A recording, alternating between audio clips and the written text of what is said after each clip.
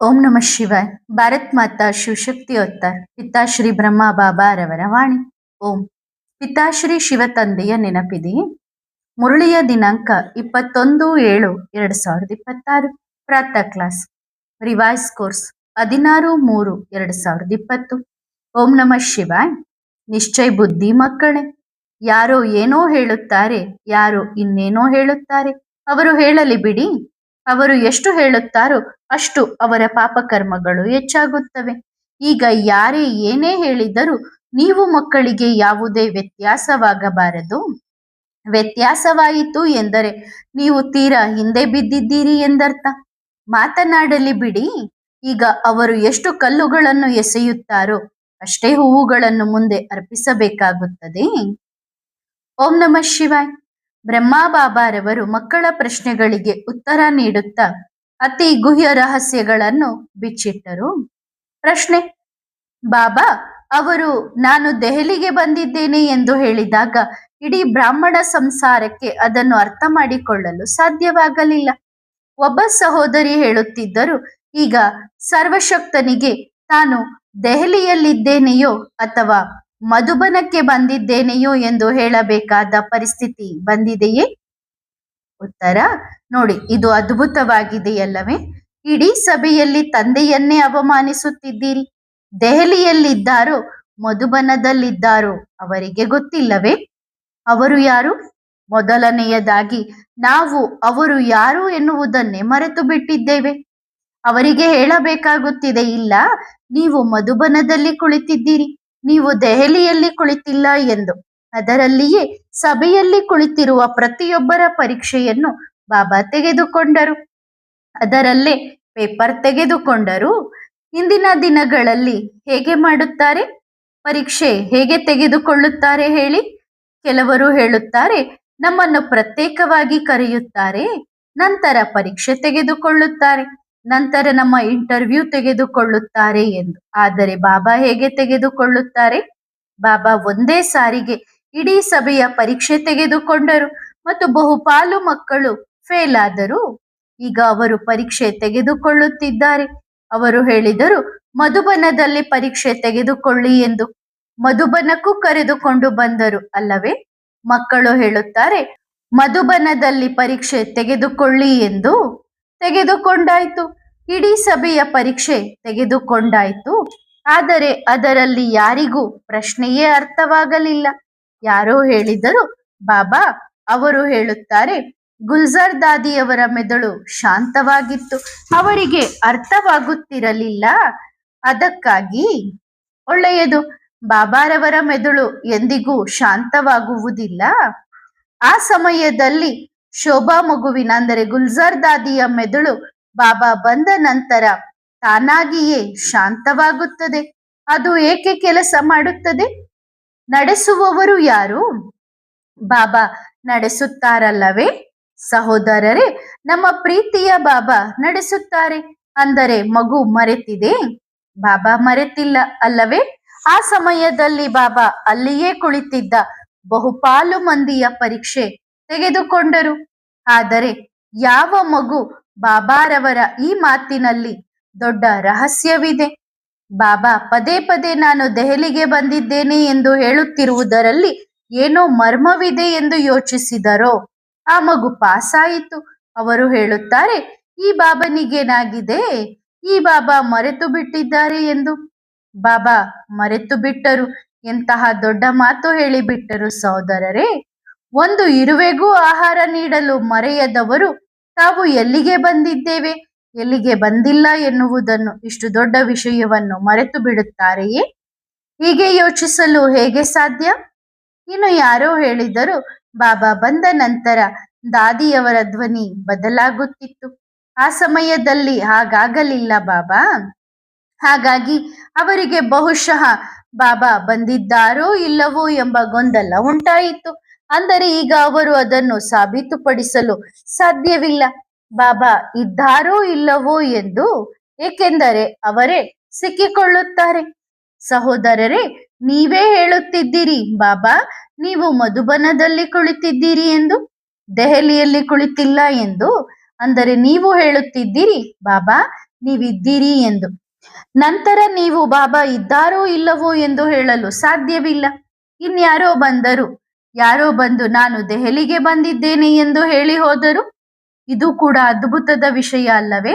ಆ ಸಮಯದಲ್ಲಿ ಬಾಬಾ ಪರೀಕ್ಷೆ ತೆಗೆದುಕೊಂಡಿದ್ದರು ಎನ್ನುವುದನ್ನು ಎಲ್ಲರೂ ಮರೆತು ಬಿಟ್ಟಿದ್ದರು. ಇನ್ನು ಯಾರೋ ಹೇಳಿದರು ಬಾಬಾ ಇರಲಿಲ್ಲ ಎಂದು. ಎಂದಿಗೂ ಸಾಬೀತುಪಡಿಸಲು ಸಾಧ್ಯವಿಲ್ಲ. ಏಕೆಂದರೆ ಸಹೋದರರೇ, ನೀವೇ ಹೇಳುತ್ತಿದ್ದೀರಿ ಬಾಬಾ ನೀವು ಇಲ್ಲಿ ಕುಳಿತಿದ್ದೀರಿ ಎಂದು. ಆದರೆ ಮತ್ತೆ ಅವರೇ ಅದರಲ್ಲಿ ಗೊಂದಲದಲ್ಲಿದ್ದಾರೆ. ಬಹುಶಃ ಇದನ್ನು ಹೇಳುತ್ತಿರಬಹುದೇ, ಅಂದರೆ ದಾದಿ ಹೇಳುತ್ತಿರಬಹುದೇ, ಬಾಬಾ ಹೊರಟು ಹೋಗಿರಬಹುದು. ಆದರೆ ಇಡೀ ಸಭೆಯಲ್ಲಿ ದಾದಿ ನೀವು ಮಧುಬನದಲ್ಲಿದ್ದೀರಿ ಎಂದು ಹೇಳಲು ಸಾಧ್ಯವಿಲ್ಲ. ಅಂದರೆ ಆಗ ಬಾಬಾ ಹೊರಟು ಹೋದರು ಮತ್ತು ಧ್ವನಿ ಆ ಸಮಯದಲ್ಲಿ ದಾದಿ ಶೋಭಾ ಮಗುವಿನಂತೆಯೇ ಇತ್ತು. ಶರೀರದ ಸ್ಥಿತಿಯು ಅಷ್ಟೇ ದುರ್ಬಲವಾಗಿತ್ತು. ಬಾಬಾ ಬಂದು ಮಾತನಾಡುತ್ತಾ ಹೋದಂತೆ ಬಾಬಾ ಮತ್ತು ಮಕ್ಕಳ ಧ್ವನಿ ಸ್ವಲ್ಪ ಒಂದೇ ತರಹ ಆಗುತ್ತದೆ. ಏಕೆಂದರೆ ಬಹುಪಾಲು ಮಕ್ಕಳು ಈ ವಾದ್ಯದ ಮೂಲಕ ಮಾತನಾಡಿದರೆ ಅದೇ ಧ್ವನಿ ಹೊರಬರುತ್ತದಲ್ಲವೇ? ಬಾಬಾ ಕೂಡ ನುಡಿಸುತ್ತಿದ್ದಾರೆ. ಗುಲ್ಜಾರ್ ದಾದಿ ಕೂಡ ಸ್ವಲ್ಪ ಸಮಯದವರೆಗೆ ನುಡಿಸುತ್ತಿದ್ದಾರೆ. ಅವರು ಅದೇ ವಾದ್ಯದಿಂದ ನುಡಿಸುತ್ತಾರೆ. ಅಂದ್ರೆ ಅದೇ ತನುವಿನಿಂದ, ದಾದಿಯ ತನುವಿನಿಂದ ದಾದಿನೂ ಮಾತಾಡ್ತಾರೆ, ಬಾಬನೂ ಮಾತಾಡ್ತಾರೆ. ಇವರು ಅದೇ ವಾದ್ಯದಿಂದ ನುಡಿಸುತ್ತಾರೆ, ಅಂದ್ರೆ ಬ್ರಹ್ಮ ಬಾಬನೂ ಮಾತಾಡ್ತಾರೆ. ಆಗ ಆ ಧ್ವನಿಗಳು ಮಿಶ್ರಣವಾಗಿ ಒಂದೇ ತರಹ ಹೊರಬರುತ್ತವೆ. ಇದರಲ್ಲಿ ದೊಡ್ಡ ವಿಷಯವೇನಿಲ್ಲ. ಪ್ರಶ್ನೆ: ಮೊದಲು ದಾದಿಯವರ ತನುವಿನಲ್ಲಿ ಬಾಬಾ ಅವ್ಯಕ್ತ ಮುರಳಿ ನಡೆಸುವಾಗ ಹಾವಭಾವಗಳು ಸರಳವಾಗಿದ್ದವು. ನಂತರ ನಿಧಾನವಾಗಿ ಬಾಬಾ ನಗುತ್ತಾ ಮಾತನಾಡಲು ಪ್ರಾರಂಭಿಸಿದರು. ಇದನ್ನು ಏನೆನ್ನಬಹುದು? ಅಭ್ಯಾಸ ಎನ್ನಬಹುದೇ? ಉತ್ತರ: ಇದನ್ನು ಅಭ್ಯಾಸ ಎನ್ನಬಹುದು. ಏಕೆಂದರೆ ಮಕ್ಕಳೇ, ಬಾಬಾ ಸಂಪೂರ್ಣ ಶೂನ್ಯ. ಶರೀರವನ್ನು ಅವರೇ ಸಿದ್ಧಪಡಿಸಿದ್ದರು. ಆದರೆ ಅವರೇ ಹಲವು ಬಾರಿ ನುಡಿಸುವಾಗ ಸ್ವಲ್ಪ, ಏಕೆಂದರೆ ತಂದೆಯು ಶರೀರ ಧರಿಸಿದರೆ ಭಗವಂತ ಯಾರು? ಅವರು ನ್ಯಾರ ಮತ್ತು ಪ್ಯಾರ ಆಗಿದ್ದಾರಲ್ಲವೇ? ಹಾಗಾಗಿ ಅವರು ಬಂದಾಗ ಅವರು ಸ್ವಲ್ಪ ಅಷ್ಟೇ, ಅವರು ತಮ್ಮನ್ನು ಅದರಲ್ಲಿ ವರ್ಗಾಯಿಸುತ್ತಾರೆ ಮತ್ತು ಅವರನ್ನು ತಮ್ಮಲ್ಲಿ ವರ್ಗಾಯಿಸುತ್ತಾರೆ, ಅದಲು ಬದಲು ಮಾಡುತ್ತಾರೆ. ಹಾಗಾಗಿ ಸ್ವಲ್ಪ ಅಭ್ಯಾಸವಾಗುತ್ತದೆ. ಪ್ರಾರಂಭದಲ್ಲಿ ಬಾಬಾ ಬಂದಾಗ ನಮಗೂ ಗೊತ್ತಾಗಲಿಲ್ಲ ಇದು ಯಾರು ಒಳಗೆ ಬಂದರು ಎಂದು. ಯಾರು ಬಂದಿದ್ದಾರೆ? ಇಂತಹ ಶಕ್ತಿ ಎಲ್ಲಿಂದ ಬರುತ್ತಿದೆ? ಯಾರಿವರು ಬಂದವರು ಎಂದು. ಮತ್ತು ಬಂದು ಹೊರಟು ಹೋಗುತ್ತಾರೆ. ಒಂದೊಂದು ನಿಮಿಷಕ್ಕೆ ಬರುತ್ತಾರೆ, ಒಂದೊಂದು ನಿಮಿಷಕ್ಕೆ ಹೊರಟು ಹೋಗುತ್ತಾರೆ. ಏಕೆಂದರೆ ಆ ಸಮಯದಲ್ಲಿ ಬಾಬಾರವರ ಶಕ್ತಿಗಳನ್ನು ಯಾರೂ ಶಾಶ್ವತವಾಗಿ ತಮ್ಮೊಳಗೆ ಅಳವಡಿಸಿಕೊಳ್ಳಲು ಸಾಧ್ಯವಿರಲಿಲ್ಲ. ಬಾಬಾ ಬರುತ್ತಿದ್ದರು, ಮತ್ತೆ ಹೊರಟು ಹೋಗುತ್ತಿದ್ದರು, ಬರುತ್ತಿದ್ದರು, ಮತ್ತೆ ಹೋಗುತ್ತಿದ್ದರು. 2 ವರ್ಷಗಳ ಕಾಲ ಬಾಬಾರವರದ್ದು ಹೀಗೆಯೇ ನಡೆಯಿತು. ನಂತರ ಏಕಾಂತದಲ್ಲಿ ಮಾತನಾಡುತ್ತಿದ್ದರು. ಲಕ್ಕಿ, ನೀನು ಯಾರು? ಅಂದ್ರೆ ಬಾಬಾ ಬ್ರಹ್ಮ ಬಾಬನ್ ಜೊತೆಗೆ ಮಾತಾಡ್ತಿದ್ದಾಗ ಲಕ್ಕಿ ನೀನು ಯಾರು ಎಂದು ಕೇಳುತ್ತಿದ್ದರು. ನೀನು ಆತ್ಮ, ಈಗ ಬರೀ ನೀನು ನಾನಾತ್ಮ ಎಂದು ಬಾಬಾ ಬರೆಸುತ್ತಿದ್ದರು. ಇವರು ಯಾರು? ಇವರು ಅಂದ್ರೆ ಬ್ರಹ್ಮ ಬಾಬಾ. ಲಕ್ಕಿ ಜಶೋದ ಯಾರೆಂದು ಯೋಚಿಸುತ್ತಿದ್ದಳು. ಅವರು ಯಾರು? ಇವರು ಆತ್ಮ. ಇವರು ಯಾರ ಮಕ್ಕಳು? ನೀನು ಶರೀರದ ತಂದೆ ಲಕ್ಕಿ, ನೀನು ಆತ್ಮದ ತಂದೆಯಲ್ಲ. ಬಾಬಾ ಮೊದಲು ಹೀಗೆ ಏಕಾಂತದಲ್ಲಿ ಮಾತನಾಡುತ್ತಿದ್ದರು. ಮಕ್ಕಳು ಕೆಲವೊಮ್ಮೆ ಕೇಳಿಸಿಕೊಂಡು ಹೇಳುತ್ತಿದ್ದರು, ಏನೆಂದು ಒಬ್ಬರೇ ಬಡಬಡಿಸುತ್ತೀರಿ? ಏನೂ ಇಲ್ಲ, ಅವರು ಏನೋ ಹೇಳುತ್ತಾರೆ, ನಾವು ಬರೆಯುತ್ತೇವೆ. ಏನು ಬರೆಯುತ್ತೀರಿ? ನಾನಾತ್ಮ. ಅರೆ ಬಾಯ್, ಈ ಆತ್ಮ ಅಂದರೇನು? ಹೌದು, ನಾನಾತ್ಮ. ಯಾರೋ ಕೇಳಿದರು. ಇಬ್ಬರು ಒಂದೇ ಮುಖದಿಂದ ಮಾತನಾಡುತ್ತಿದ್ದರೆ, ಒಂದೇ ಮುಖದಿಂದ ಹೀಗೆ ಆ ಸಮಯದಲ್ಲಿ ಗೊತ್ತಾಗುತ್ತಿತ್ತು. ನಂತರ ಬರೆಯುತ್ತಿದ್ದರು. ಬಹಳ ಮೊದಲು ಬಾಬಾ ಹೇಳುತ್ತಿದ್ದರು, ಈಗ ನೀನು ಲಕ್ಕಿಯಾಗಿ ಉಳಿದಿಲ್ಲ, ನೀನು ಲಕ್ಕಿ ದಾದಾ ಅಲ್ಲ. ಈಗ ನೀನು ಯಾರಾಗಿದ್ದೀಯಾ? ಒಬ್ಬ ಮಗು ಹೇಳಿದರು, ಪ್ರಜಾಪಿತ ಬ್ರಹ್ಮ. ಇಲ್ಲ, ಆ ಹೆಸರನ್ನು ಬಾಬಾ ನಂತರ ಕೊಟ್ಟರು. ಮೊದಲು ಬಾಬಾ ಶರೀರವನ್ನು ಚೆನ್ನಾಗಿ ಪರೀಕ್ಷಿಸುತ್ತಾರೆ. ಇದು ಕೆಲಸ ಮಾಡಲು ಯೋಗ್ಯವಾಗಿದೆಯೇ? ಯೋಗ್ಯವಾಗಿಲ್ಲದಿದ್ದರೆ ಅದನ್ನು ಹಾಗೆ ಸಿದ್ಧಪಡಿಸುತ್ತಾರೆ. ಸಿದ್ಧಪಡಿಸಿ ನಂತರ ಬಂದು ತಾನಾಗಿಯೇ ಪ್ರತ್ಯಕ್ಷವಾಗುತ್ತಾನೆ. ಹಾಗಾಗಿ ಹೇಳುತ್ತಿದ್ದರು, ನೀನು ಲಕ್ಕಿ ಅಲ್ಲ. ಯಾರು? ಆಗ ಬಾಬಾ ಏನು ಹೇಳುತ್ತಿದ್ದರು? ಆತ್ಮ, ನೀನು ಲಕ್ಕಿ ಆಗಿಲ್ಲ. ಶರೀರದ ಹೆಸರು ಲಕ್ಕಿ. ನೀನು ಯಾರು? ಆತ್ಮ. ಮತ್ತು ನಂತರ ನಾವು ಕೂಡ ಧ್ಯಾನಕ್ಕೆ ಹೋದಾಗ ಬಹಳ ಮಜಾ ಬರುತ್ತಿತ್ತು. ನಾವು ಏನಾಗುತ್ತೇವೆ ಎಂದು ನೋಡುತ್ತಿದ್ದೆವು. ಪುಟ್ಟದಾಗಿ ಆಗುತ್ತೇವೆ, ಅಂದ್ರೆ ಚಿಕ್ಕ ಶರೀರವನ್ನ ತೆಗೆದುಕೊಳ್ಳುತ್ತೇವೆ. ಶ್ರೀಕೃಷ್ಣನಾಗುತ್ತೇನೆ ಎನ್ನುವುದನ್ನು ನೋಡುತ್ತಿದ್ದೆ. ಅಂತಹ ನಶೆಯನ್ನೇರಿಸಿದರೂ ಬಾಬಾ ಹೇಳಿದರು, ನಿಮ್ಮ ಎಲ್ಲಾ ವಜ್ರಗಳನ್ನು ತೆಗೆದುಕೊಳ್ಳಿ ಮತ್ತು ಎಲ್ಲವನ್ನೂ ಬಾಬನ ಸೇವೆಯಲ್ಲಿ ಉಪಯೋಗಿಸಿ ಎಂದು. ಒಬ್ಬ ಮಗು ಕೇಳಿದರು, ಬಾಬಾ ಆಗ ಧ್ವನಿ ಹೇಗಿರುತ್ತಿತ್ತು ಶಿವಬಾಬನದು? ಆ ಸಮಯದಲ್ಲಿ, ಅಂದ್ರೆ ಬಾಬಾ ಸ್ಟಾರ್ಟಿಂಗ್ ಬಂದಾಗ ಬ್ರಹ್ಮ ಬಾಬಂತನೂನಲ್ಲಿ ಆ ಸಮಯದಲ್ಲಿ ಧ್ವನಿ ಹೆಂಗಿತ್ತು? ಆಗಲೂ ಧ್ವನಿ ಒಂದೇ ತರಹ ಇತ್ತು. ಏಕೆಂದರೆ ನಮ್ಮ ಬಾಬಾ ಪರಮಪಿತ ಪರಮಾತ್ಮ, ಪರಮ ಪುರುಷ. ಅವರು ಪುರುಷ. ನೋಡಿ, ಶರೀರ ಸ್ತ್ರೀ ಪುರುಷ ಶರೀರ ಇರುತ್ತದೆ, ಆದರೆ ಪರಂಪಿತ ಮಾತ್ರ ಪುರುಷನೇ. ಬಾಬಾ ಏನು ಹೇಳುತ್ತಾರೆ? ಆತ್ಮ ರೂಪದಲ್ಲಿ ಸಹೋದರ ಸಹೋದರ ಎನ್ನುತ್ತಾರಲ್ಲವೇ? ಆತ್ಮದ ರೂಪದಲ್ಲಿ ಸಹೋದರ ಸಹೋದರಿ ಎಂದು ಎಂದಿಗೂ ಹೇಳಲಿಲ್ಲ. ಬಾಬಾ ಶರೀರದ ರೂಪದಲ್ಲಿ ಅಣ್ಣ ತಂಗಿ ಎಂದು ಹೇಳಿದರು, ಆದರೆ ಆತ್ಮದ ರೂಪದಲ್ಲೇನು ಹೇಳಿದರು? ಸಹೋದರಿ ಸಹೋದರಿ ಎಂದು ಹೇಳಲಿಲ್ಲ. ಸಹೋದರ ಸಹೋದರ. ಅಂದರೆ ಎಲ್ಲ ಆತ್ಮಗಳು ಪುರುಷ ಸ್ವರೂಪ. ಶರೀರವು ಸ್ತ್ರೀ ಪುರುಷ ಎಂದು ನಿರ್ಮಾಣವಾಗುತ್ತದೆ ಮತ್ತು ಅದಕ್ಕೆ ಅನುಗುಣವಾಗಿ ಸಂಸ್ಕಾರಗಳು ರೂಪುಗೊಳ್ಳುತ್ತವೆ. ಹಾಗಾಗಿ ಬಾಬಾ ಪುರುಷ ಸ್ವರೂಪ ಮತ್ತು ಅವರು ಪುರುಷ ಶರೀರದಲ್ಲಿ ಪ್ರವೇಶಿಸಿದಾಗ ಧ್ವನಿ ಬದಲಾಗುವುದಿಲ್ಲ, ಒಂದೇ ಆಗಿರುತ್ತದೆ. ಪ್ರಶ್ನೆ, ಬಾಬಾ ಒಂದು ಹೊಸ ಅಂಗಡಿ ತೆರೆದಿದ್ದಾರೆ ಎಂದು ಹೇಳುತ್ತಾರಲ್ಲ? ಉತ್ತರ, ಈ ಮಕ್ಕಳು ಹೊಸ ಅಂಗಡಿ ಎಂದು ಹೇಳುತ್ತಾರಲ್ಲ. ಮಕ್ಕಳೇ, ಒಂದು ಗಾದೆ ಇದೆಯಲ್ಲ, ಹೊಸ ಅಂಗಡಿಯಲ್ಲಿ ಸಾಮಾನುಗಳು ಬಹಳ ಚೆನ್ನಾಗಿ ಸಿಗುತ್ತವೆ ಎಂದು. ಹಾಗಾಗಿ ಒಂದು ಸಾರಿ ಆ ಹೊಸ ಅಂಗಡಿಗೆ ಹೋಗಿ ಪರೀಕ್ಷಿಸಿ ನೋಡಿ. ಮೊದಲು ಬಳಸಿ, ನಂತರ ನಂಬಿರಿ. ಈಗ ಬಳಸದಿದ್ದರೆ ಯಾರೋ ಏನೋ ಹೇಳುತ್ತಾರೆ, ಇನ್ಯಾರೋ ಇನ್ನೇನೋ ಹೇಳುತ್ತಾರೆ. ನೀವು ಹೇಳುತ್ತಲೇ ಇರಿ, ಏಕೆಂದರೆ ನೀವು ಈ ಅಂಗಡಿಯ ಸಿಹಿ ತಿಂಡಿಯನ್ನು ತಿಂದಿಲ್ಲ. ಇಲ್ಲಿ ಎಷ್ಟು ಸಿಹಿಯಾದ ತಿಂಡಿ ಸಿಗುತ್ತದೆ ಎಂದು ತಿಂದವನಿಗೆ ತಾನೇ ಗೊತ್ತಾಗುವುದು. ಯಾರು ಖರೀದಿಯೇ ಮಾಡಿಲ್ಲವೋ ಅವರು ಹೇಳುತ್ತಾರೆ ಇದು ಬಹಳ ಕಹಿಯಾಗಿದೆ ಎಂದು. ಹೇಗೆ ಅಂಗಡಿ ತೆರೆದಿದ್ದಾರೆ ಅಂತ ಹೇಳಿದ್ರೆ ಇಲ್ಲಿಗೆ ಬಂದು ನೋಡಿದ್ರೆ ತಾನೇ ಗೊತ್ತಾಗದು ಇದು ನಕಲಿನೋ ಅಸಲಿನೋ ಎಂದು. ಸಹೋದರರೇ, ನಕಲಿ ಅಂಗಡಿಯಲ್ಲೂ ಮೊದಲು ಅಸಲಿ ಸಾಮಾನುಗಳೇ ಸಿಗುತ್ತವೆ, ಸರಿ ತಾನೆ? ನೀವು ನಕಲಿ ಅಂಗಡಿ ಎಂದೇ ಭಾವಿಸಿ, ಆದರೆ ಒಂದು ಬಾರಿ ಸಾಮಾನ್ ಖರೀದಿಸಿ ನೋಡಿ. ಪ್ರಶ್ನೆ, ಬಾಬಾ ಎಷ್ಟು ಕೆಟ್ಟ ಕೆಟ್ಟ ಕಮೆಂಟ್ಸ್ ಗಳನ್ನು ಬರೆದು ಕೊಡುತ್ತಾರೆ? ಉತ್ತರ, ಹೌದು, ಮಾತನಾಡಲಿ ಬಿಡಿ ಮಕ್ಕಳೇ. ನಮಗೂ ಹೀಗೆಯೇ ಹೇಳುತ್ತಿದ್ದರು. ಇವನು ಕನ್ಯೆಯರ ಜೊತೆ ಮಲಗುತ್ತಾನೆ, ಕನ್ಯೆಯರ ಜೊತೆ ಇರುತ್ತಾನೆ, ತನ್ನನ್ನು ತಾನು ಕನ್ನಯ್ಯ ಎಂದು ತಿಳಿದುಕೊಂಡಿದ್ದಾನೆ. ಇವನಿಗೆ 16,000 ಕನ್ಯೆಯರು ಬೇಕು, ಆಗಲೇ ಇವನ ಹೊಟ್ಟೆ ತುಂಬುವುದು ಎಂದು. ಇಲ್ಲದಿದ್ದರೆ ಈ ಮುದುಕ ಹೀಗೆಯೇ ಮಾಡುತ್ತಿರುತ್ತಾನೆ ಎಂದು ನಮಗೂ ಬಹಳ ಹೇಳುತ್ತಿದ್ದರು. ಇದರಲ್ಲಿ ದೊಡ್ಡ ವಿಷಯವೇನಿದೆ? ಈಗ ಬಹಳ ಒಳ್ಳೆಯ ಬಿರುದುಗಳು ಸಿಗುತ್ತವೆ. ಯಾರೋ ಏನೋ ಹೇಳುತ್ತಾರೆ, ಇನ್ಯಾರೋ ಇನ್ನೇನನ್ನೋ ಹೇಳುತ್ತಾರೆ. ಅವರು ಹೇಳಲಿ ಬಿಡಿ, ಮತ್ತು ಅವರು ಎಷ್ಟು ಹೇಳುತ್ತಾರೋ ಅಷ್ಟು ಅವರ ಪಾಪಕರ್ಮಗಳು ಹೆಚ್ಚಾಗುತ್ತವೆ. ಈಗ ಯಾರೇ ಏನೇ ಹೇಳಿದರೂ ವ್ಯತ್ಯಾಸವಾಗಬಾರದು. ವ್ಯತ್ಯಾಸವಾಯಿತು ಎಂದರೆ ನೀವು ತೀರಾ ಹಿಂದೆ ಬಿದ್ದಿದ್ದೀರಿ ಎಂದರ್ಥ. ಅಂದ್ರೆ ಇನ್ನೂ ಹಿಂದೆ ಇದ್ದೀರಿ, ಬಹಳ ಹಿಂದೆ ಇದ್ದೀರಿ. ಅವರು ಮಾತನಾಡಲಿ ಬಿಡಿ. ಈಗ ಅವರು ಎಷ್ಟು ಕಲ್ಲುಗಳನ್ನು ಎಸೆಯುತ್ತಾರೋ ಅಷ್ಟೇ ಮುಂದೆ ನಿಮ್ಮ ಮುಂದೆ ಹೂವುಗಳನ್ನು ಅರ್ಪಿಸಬೇಕಾಗುತ್ತದೆ. ಅವರಿಂದ ಇವರಿಗಿಂತ ಹೆಚ್ಚು ಕೆಲಸ ಮಾಡಿಸುತ್ತೇವೆ, ಅವರನ್ನು ಉದ್ದನೆಯ ಸಾಲಿನಲ್ಲಿ ನಿಲ್ಲಿಸುತ್ತೇವೆ. ಈಗ ಯಾರು ತಪ್ಪು ಮಾತನಾಡುತ್ತಿದ್ದಾರೋ ಅವರನ್ನು ಎಲ್ಲರಿಗಿಂತ ಹಿಂದೆ ನಿಲ್ಲಿಸುತ್ತೇವೆ ಮತ್ತು ನೀವು ನಿಲ್ಲಬೇಕಾಗುತ್ತದೆ. ನೀವು ಕಾಯಬೇಕಾಗುತ್ತದೆ ಕುಳಿತುಕೊಳ್ಳಲು. ಬಿಡುವುದಿಲ್ಲ. ಕುಳಿತುಕೊಳ್ಳಲು ಬಿಡುವುದಿಲ್ಲ, ನಿಲ್ಲಿಸಿಯೇ ನಿಲ್ಲಿಸುತ್ತೇವೆ. ಈಗ ಕಲ್ಲನ್ನು ಎಸೆಯಲಿ ಬಿಡಿ, ಅವರು ಕಲ್ಲುಗಳನ್ನೇ ಎಸೆಯುತ್ತಿದ್ದಾರಲ್ಲವೇ, ಎಸೆಯಲಿ.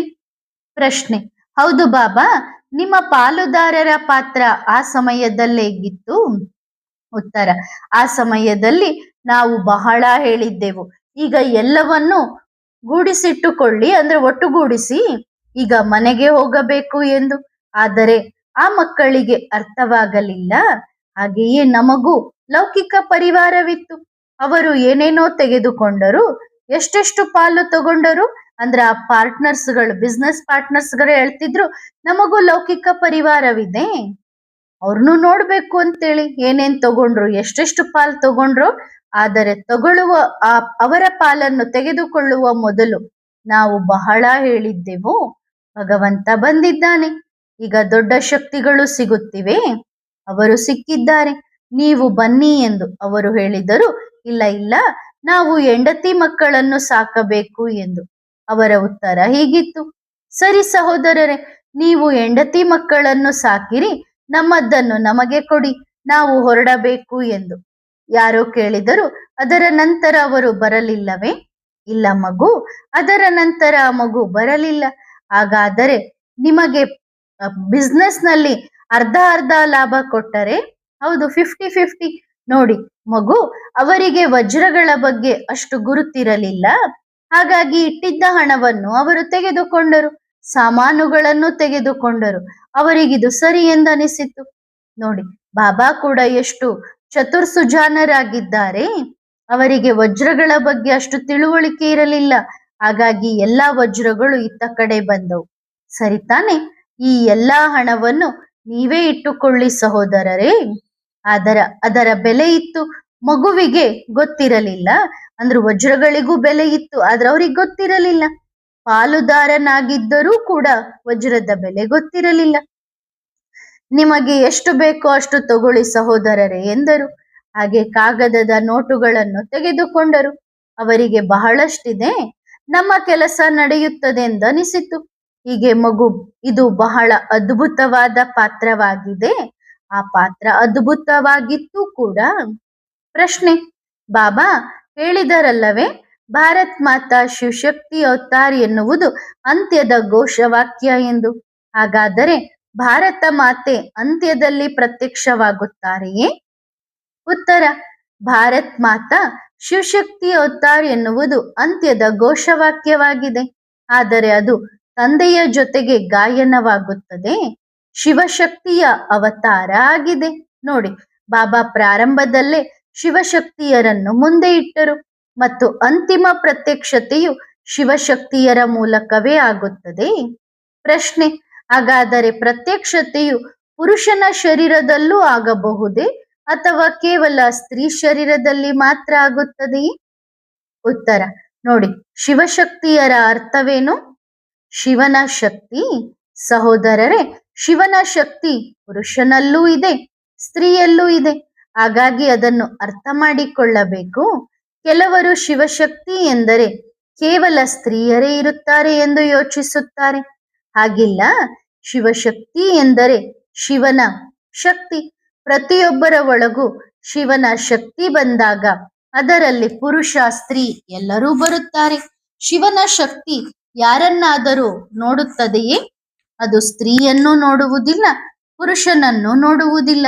ಈಗ ಉದಾಹರಣೆಗೆ, ಸೂರ್ಯನಿದ್ದಾನೆ, ಅವನು ಪ್ರಕಾಶಿಸಿದಾಗ ನೀವು ನಿಂತುಕೊಳ್ಳಿ, ಅವರೂ ನಿಂತುಕೊಳ್ಳುತ್ತಾರೆ. ಅವನು ನಿಮಗೆ ಅಷ್ಟೇ ಶಾಖ ಕೊಡುತ್ತಾನೆ, ಅಂದ್ರೆ ಬೇರೆ ನಿಮಗೆಷ್ಟು ಶಾಖ ಕೊಡುತ್ತಾನೋ ಬೇರೆಯವರಿಗೂ ಅಷ್ಟೇ ಶಾಖ ಕೊಡುತ್ತಾನೆ. ಅವಳು ಸ್ತ್ರೀ, ನೀನು ಪುರುಷ ಎಂದು ಸೂರ್ಯನ ಬೆಳಕು ಹಂಚುವುದಿಲ್ಲ. ಹಾಗೆಯೇ ಬಾಬಾ ಕೂಡ ಎಲ್ಲರಿಗೂ ಸಮಾನವಾಗಿ ಕೊಡುತ್ತಾರೆ. ಆದರೆ ಅದರಲ್ಲಿ ನಿಮ್ಮ ಶಕ್ತಿ ಎಷ್ಟಿದೆ? ನಿಮಗೆ ಸಹಿಸಿಕೊಳ್ಳುವ ಶಕ್ತಿ ಎಷ್ಟಿದೆ? ನಿಮಗೆ ಗ್ರಹಿಸುವ ಶಕ್ತಿ ಎಷ್ಟಿದೆ? ಅದು ನಿಮ್ಮ ಮೇಲೆ ಅವಲಂಬಿತವಾಗಿದೆ. ಹಾಗಾಗಿ ಶಿವನ ಶಕ್ತಿ ಸ್ತ್ರೀಯನ್ನು ನೋಡುವುದಿಲ್ಲ, ಪುರುಷನನ್ನು ನೋಡುವುದಿಲ್ಲ. ಆ ಶಿವಶಕ್ತಿ ಎಲ್ಲರ ಒಳಗೂ ಇದೆ. ಸರಿತಾನೆ ಮಗು? ಪ್ರಶ್ನೆ: ಬಾಬಾ, ಪಿಯು ಅವರ ವಾಣಿ ಏನು ನಡೆಯುತ್ತಿತ್ತು ಅದನ್ನು ಅಲ್ಲಿ ಪಾಕಿಸ್ತಾನದಲ್ಲೇ ಹೊಳಗಾಕಲಾಯಿತು ಎಂದು ಹೇಳುತ್ತಾರಲ್ಲ, ಹಾಗೇನಾದರೂ ಆಯಿತೆ? ಅಂದ್ರೆ ಆ ಪಿಯುವಾಣಿನ ಭೂಮಿ ಒಳಗ ಹಾಕ್ಲಾಯ್ತಾ? ಹಾಗೇನಾದರೂ ಇನ್ನು ಅಲ್ಲಿದೆಯೇ?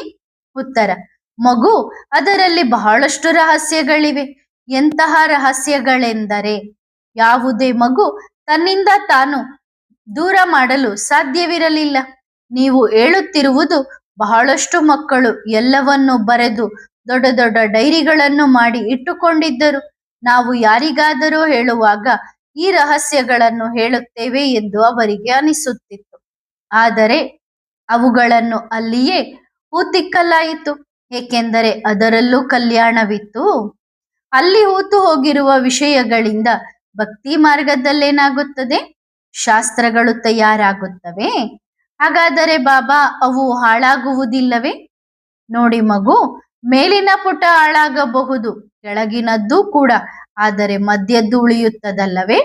ಅದನ್ನು ನೀವು ನೀರಿನಲ್ಲಿ ಹಾಕಿದರೂ ಬೆಂಕಿಯಲ್ಲಿ ಸುಟ್ಟರೂ ಅದರ 2-4 ಸಾಲುಗಳು ಉಳಿದೇ ಉಳಿಯುತ್ತವೆ.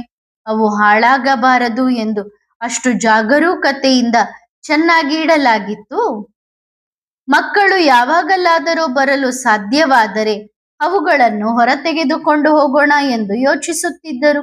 ಆದರೆ ಅಲ್ಲಿಗೋಗುವ ಅವಕಾಶವೇ ಸಿಗಲಿಲ್ಲ. ಪ್ರಶ್ನೆ: ಹಾಗಾದರೆ ಬಾಬಾ, ಆ ಪಿಯು ಅವರ ವಾಣಿ ನಿಮ್ಮ ಮುಖದಿಂದಲೇ ನಡೆಯುತ್ತಿತ್ತು ಅಲ್ಲವೇ? ಉತ್ತರ: ಖಂಡಿತವಾಗಿಯೂ ನಡೆಯುತ್ತಿತ್ತು. ಆದರೆ ಆ ಸಮಯದಲ್ಲಿ ಮಕ್ಕಳ ಮುಖದಿಂದ ಹೆಚ್ಚು ನಡೆಯುತ್ತಿತ್ತು. ಬಾಬಾರವರ ಆ ಸಮಯದ ಪಾತ್ರ ಬಹಳ ಅದ್ಭುತವಾಗಿತ್ತು. ಈಗ ನಾವು ಹೀಗೆ ಮಾತನಾಡುತ್ತಿದ್ದೇವೆ ಎಂದು ಭಾವಿಸಿ. ಒಂದು ವೇಳೆ ಇವರ ಧ್ವನಿಯಲ್ಲೇ ಬಾಬಾ ಹೀಗೆಯೇ ಮಾತನಾಡಿದರೆ, ಇದು ಬಾಬಾ ಮಾತನಾಡುತ್ತಿದ್ದಾರೆ ಎಂದು ಯಾರು ನಂಬುತ್ತಾರೆ? ಇಲ್ಲ, ಯಾರೂ ನಂಬುವುದಿಲ್ಲ. ಅರ್ಥವಾಯಿತೇ? ಯಾರೂ ನಂಬುವುದಿಲ್ಲ. ಅದಕ್ಕಾಗಿಯೇ ಬಾಬಾ ಮಗುವಿನ ತನುವಿನಲ್ಲಿ ಬಂದು ವಾಣಿ ನುಡಿಸಿದರು. ಇದರಿಂದ ಬಾಬಾ ಹೇಗೆ ಮಾತನಾಡುತ್ತಾರೆ ಎಂದು ನೀವು ನೋಡಬಹುದು. ಅದೇ ಶೈಲಿಯಲ್ಲಿ ಬಾಬಾ ಹೀಗೆಯೇ ಮಾತನಾಡುತ್ತಿದ್ದರು ಎಂದು ನೀವು ನೋಡಬೇಕು.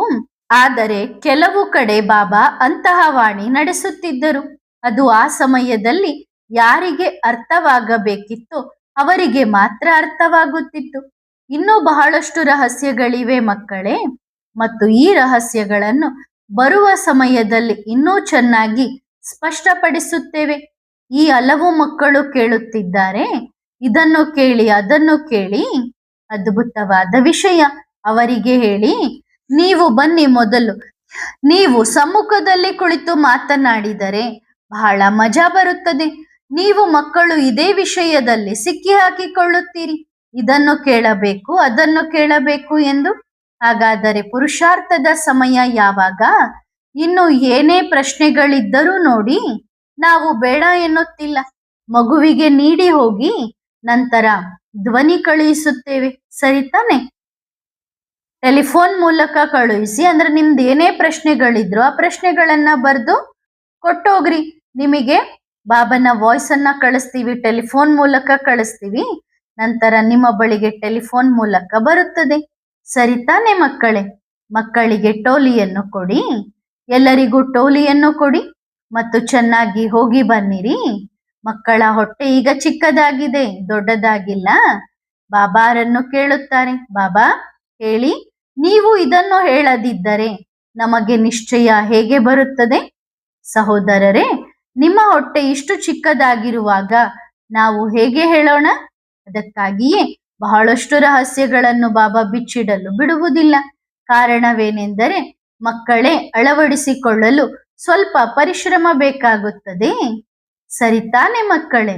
ಒಳ್ಳೆಯದು ಮಕ್ಕಳೇ, ಮತ್ತೆ ಭೇಟಿಯಾಗೋಣ. ಆತ್ಮಿಕ ಮಕ್ಕಳು ಆತ್ಮಿಕ ಮಾತ್ ಪಿತಾ ಬಾಪ್ ದಾದಾರವರಿಗೆ ಮಾಡುವ ನೆನಪು, ಪ್ರೀತಿ ಮತ್ತು ನಮಸ್ತೆ ನಮಸ್ತೆ ನಮಸ್ತೆ. ಧನ್ಯವಾದ ಬಾಬಾ. ಶುಕ್ರಿಯ. ವರದಾನ: ನಿರ್ಬಂಧನ ಭವ. ಬಂಧನ ಮುಕ್ತರ ಗುರುತೆ ಸದಾ ಯೋಗಯುಕ್ತರಾಗಿರುವುದು. ಮನಸ್ಸಿನ ಬಂಧನವೂ ಇರಬಾರದು. ಲೌಕಿಕ ಜವಾಬ್ದಾರಿ ಎನ್ನುವುದು ಒಂದು ಆಟವಿದ್ದಂತೆ. ನಗುತ್ತಾ ಆಡಿದರೆ ಸುಸ್ತಾಗುವುದಿಲ್ಲ. ಬಂಧನ ಎಂದು ಭಾವಿಸಿದರೆ ತೊಂದರೆ ಅನುಭವಿಸುತ್ತೀರಿ. ಜವಾಬ್ದಾರಿಯುಳ್ಳವರು ತಂದೆಯಾಗಿದ್ದಾರೆ, ನೀವು ಕೇವಲ ನಿಮಿತ್ತರಾಗಿದ್ದೀರಿ. ನಿಮ್ಮ ಜವಾಬ್ದಾರಿಯನ್ನು ಬಾಬನಿಗೆ ಕೊಟ್ಟು ಬಿಟ್ಟರೆ ನೀವು ನಿರ್ಬಂಧನರಾಗಿರುತ್ತೀರಿ. ಒಳ್ಳೆಯದು. ಓಂ ನಮಃ ಶಿವಾಯ.